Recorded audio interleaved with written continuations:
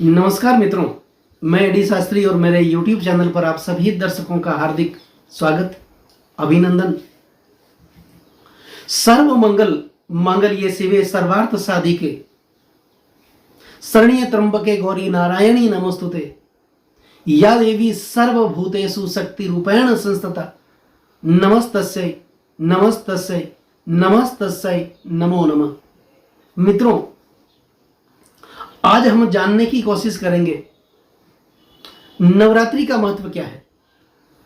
एक साल में कितनी नवरात्रि आती है, गुप्त नवरात्रि का महत्व क्या है, नवरात्रि में मां की पूजा से पहले कलश की पूजा क्यों की जाती है, नवरात्रि में कलश स्थापना का मुहूर्त कब है, यह जानने की कोशिश करेंगे। तो वीडियो थोड़ा लंबा है, पूरा देखने की कोशिश करना। और मित्रों, आपसे शिकायत है, आप वीडियो को सब्सक्राइब करना भूल जाते हैं, तो पहले सब्सक्राइब कर लें और ज़्यादा से ज़्यादा शेयर करने की कोशिश करना। हो सकता है माता रानी आपकी झोली में खुशियां भर दे। मित्रों, मां दुर्गा के 9 स्वरूपों के पूजा के पर्व को नवरात्रि के नाम से जाना जाता है। नवरात्रि में मां दुर्गा के 9 स्वरूपों की पूजा तो हम सब करते हैं, लेकिन मां को ये 9 नाम मिले कैसे, इसका आज वर्णन करेंगे।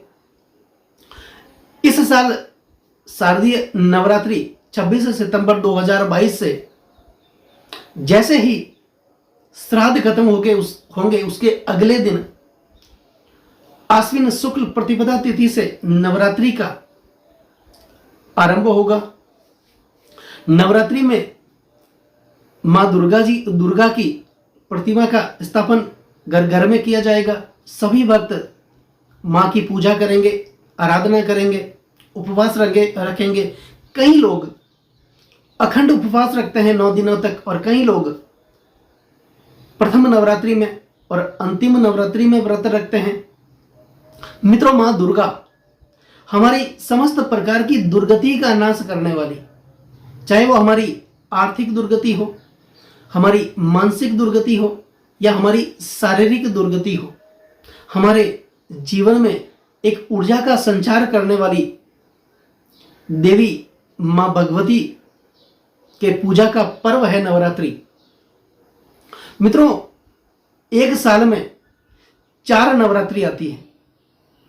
माघ और आषाढ़ मास में जो नवरात्रि आती है वो गुप्त नवरात्रि के नाम से जानी जाती है, और एक नवरात्रि चैत्र महीने में और एक आश्विन शुक्ल प्रतिपदा तिथि को प्रारंभ होगी, जो कि कुछ दिनों के बाद 26 सितंबर को प्रारंभ होगी। सभी भक्त पूजा करेंगे, उपवास करेंगे। मित्रों, हमारे हिंदू सनातन धर्म में शायद ही ऐसा कोई कार्य होगा जो बिना मुहूर्त के पूर्ण होता हो। तो नवरात्रि में मां दुर्गा के पूजा के साथ या पूजा से पहले कलश का पूजन होता है, घट का पूजन होता है, क्योंकि हमारे पुराणों में भगवान विष्णु को कलश का रूप माना जाता है और कलश को जल का रूप माना जाता है। भगवान विष्णु जल में शयन करते हैं, तो मां की पूजा के साथ कलश की पूजा की जाती है। उस स्थान को गंगा जल से शुद्ध किया जाता है। उसके बाद समस्त देवी देवताओं को पूजा में आमंत्रित किया जाता है। तो मित्रों, उस दिन घट स्थापना का जो मुहूर्त है, पूजा का जो मुहूर्त है, 26 सितंबर 2022 को पहला जो मुहूर्त है वो सुबह 6:23 से 7:53 के बीच है, और दूसरा मुहूर्त 9:22 से 10:53 के बीच है, और उस दिन अभिजीत मुहूर्त 11:49 से 12:47 के बीच है। तो अभिजीत मुहूर्त में भी हम घट की स्थापना, कलश की स्थापना कर सकते हैं। मित्रों, मां के अलग अलग स्वरूपों की पूजा नवरात्रि में हम सभी करते हैं। लेकिन मां को ये 9 नाम मिले कैसे, इसके बारे में आज जानने की कोशिश करेंगे। मित्रों, मां दुर्गा के पहले स्वरूप को शैलपुत्री के नाम से जाना जाता है। मां दुर्गा के दूसरे स्वरूप को ब्रह्मचारिणी के नाम से जाना जाता है। तीसरे स्वरूप को चंद्रघंटा के नाम से जाना जाता है। चौथे स्वरूप को कुष्मांडा के नाम से जाना जाता है। मां भगवती के 5वें स्वरूप को स्कंद माता के नाम से जाना जाता है। छठे स्वरूप को कात्यायनी के नाम से जाना जाता है। 7वें स्वरूप को कालरात्रि के नाम से जाना जाता है। 8वें स्वरूप को महागौरी के नाम से जाना जाता है और मां के 9वें स्वरूप को सिद्धिदात्री के नाम से जाना जाता है। मित्रों, मां भगवती के पहले स्वरूप को शैलपुत्री के नाम से जाना जाता है। मित्रों, शैल का शाब्दिक जो अर्थ होता है वो है पर्वत। तो पर्वतराज हिमालय के घर में जन्म लेने के कारण माता को शैलपुत्री के नाम से जाना जाता है। मां के दूसरे स्वरूप को ब्रह्मचारिणी के नाम से जाना जाता है। तो ब्रह्म का मतलब होता है तपस्या, कठोर तपस्या। कठोर तपस्या का आचरण करने वाली देवी को ब्रह्मचारिणी के नाम से जाना जाता है। और ऐसा कहा जाता है कि भगवान शिव को प्राप्त करने के लिए मां भगवती ने कठोर तप किया था, इसलिए मां को ब्रह्मचारिणी के नाम से जाना जाता है। और मां के तीसरे स्वरूप को चंद्रघंटा के नाम से जाना जाता है। मित्रों, मां के मस्तक पर अर्धचंद्र के आकार का एक तिलक विराजमान है, इसलिए मां को चंद्रघंटा के नाम से जाना जाता है। और मां के चौथे स्वरूप को कुष्मांडा के नाम से जाना जाता है। मित्रों, मां भगवती में समस्त ब्रह्मांड को उत्पन्न करने की शक्ति व्याप्त है और वे अपने उदर से लेके अंड तक पूरे ब्रह्मांड को अपने में समाये हुए हैं, इसलिए मां को कुष्मांडा के नाम से जाना जाता है। और मां के 5वें स्वरूप को स्कंद माता के नाम से जाना जाता है। मां पार्वती, हम सभी जानते हैं, मां पार्वती भगवान कार्तिकेय की मां है और कार्तिकेय का दूसरा नाम स्कंद है, इसलिए मां को स्कंद माता के नाम से जाना जाता है।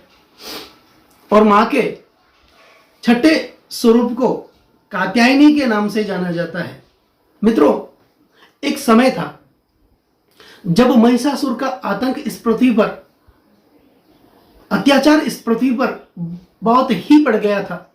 उस समय हमारे तीनों देव ब्रह्मा, विष्णु और महेश ने अलग अलग अपने तेज का अंश देकर के एक देवी को उत्पन्न किया था, जिसकी सबसे पहले सर्वप्रथम पूजा ऋषि कात्यायन ने की थी, इसलिए मां को कात्यायनी के नाम से जाना जाता है। और मां के 7वें स्वरूप को कालरात्रि के नाम से जाना जाता है। काल यानी संकट, जिसमें हर संकट को हरने की शक्ति व्याप्त हो, वो मां कालरात्रि है। मां का यह स्वरूप देखने में भयानक जरूर लगता है, लेकिन मां समस्त संकट को हर लेती है। और इस दिन मां कालरात्रि की पूजा करने पर समस्त सिद्धियां प्राप्त होती हैं, हमारे संकट दूर होते हैं, मन की मुराद पूरी होती है। मित्रों, मां के 8वें स्वरूप को महागौरी के नाम से जाना जाता है। मां भगवती ने भगवान शंकर को प्रसन्न करने के लिए कठोर तप किया था, तपस्या की थी, और उस तपस्या के कारण मां का स्वरूप एकदम काला पड़ गया था। तो भगवान शिव मां की इस तपस्या को देख करके प्रसन्न हुए और मां को पत्नी के रूप में स्वीकार किया। और स्वीकार करने के बाद मां के शरीर को भगवान शिव ने गंगा जल से धोया था, इसलिए मां का शरीर एक विद्युत प्रभा की भांति कांतिमान और गौर हो गया था, इसलिए मां को महागौरी के नाम से जाना जाता है। और मां के 9वें स्वरूप को सिद्धिदात्री के नाम से जाना जाता है। अपने भक्तों को सिद्धियां प्राप्त करवाने वाली देवी सिद्धिदात्री देवी। और ऐसा कहा जाता है कि इस दिन सिद्धिदात्री देवी की उपासना करने पर समस्त देवियों की उपासना हो जाती है। और इस दिन मां की पूजा करने पर हमारे हर संकट दूर होते हैं, हमारे बिगड़े हुए काम बनते हैं, शरीर में एक ऊर्जा का संचार होता है, हमारे दुख दूर भागते हैं। सुख का आगमन होता है, हमारे कष्ट मां हर लेती है। तो मित्रों, कैसा लगा ये वीडियो? अगर आपको पसंद आया तो इस वीडियो को सब्सक्राइब जरूर करें। नमस्कार मित्रों।